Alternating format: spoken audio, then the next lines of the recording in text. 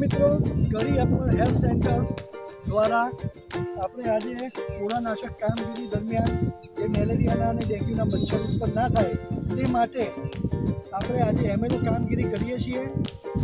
રાનીગંજ road ઉપર આવેલા સ્વામિનારાયણ મંદિરના બાજુમાં જે અત્યારે તમે જુઓ છો પાણી ભરાયેલું છે, એ પાણીની અંદર પૂરા ના પડે, મચ્છર ના પડે એના માટે અત્યારે આપણે એમએલઓ કામગીરી કરશું. આ એમએલઓ છે. એમએલઓ એટલે મેલેરિયા ઓઇલ. મેલેરિયા ઓઇલ એટલે આનાથી પાણીના અંદર સ્તર જામી જાય છે. સ્તર જામ્યા પછી એના અંદર પડેલા પૂરા શ્વાસ લઈ શકતા નથી, એના કારણે મચ્છર ઉત્પન્ન થાય નહીં. તો એના માટેની આજે આપણે આ કામગીરી કરી રહ્યા છીએ.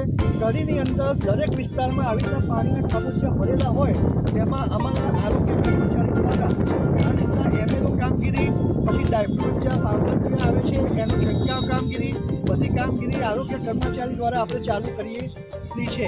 તો હાલ દરેક કર્મચારી આ કામમાં જોડાય અને બધી પબ્લિકને પણ અમે એવું કહીએ છીએ કે દર રવિવારે પોતાના ઘરની અંદર રહેલા જે પાણીના ભરવાના સાધનો હોય છે એ મેલેરિયા અને ડેન્ગ્યુના મચ્છર ઉત્પન્ન ના થાય.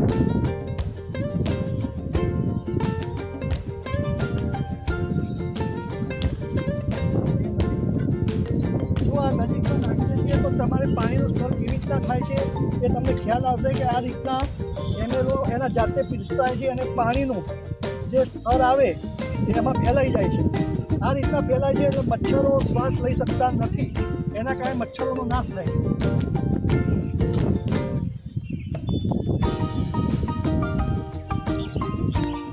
તો આ રીતે પાણી હોય, ડબ્બા હોય કે એમાં પાણી ભરાય તો આમાં મચ્છર પડવાની શક્યતા છે. તો આવા તરફનો નાશ કરવો પડે. આ રીતના જાગૃત થાય, જ્યાં ત્યાં આવી રીતના કચરો ના નાખે અને આવી રીતના જો એમને કચરો દેખાય ને આવી રીતના પાણી ભરેલું હોય તેનો નાશ કરવો જોઈએ.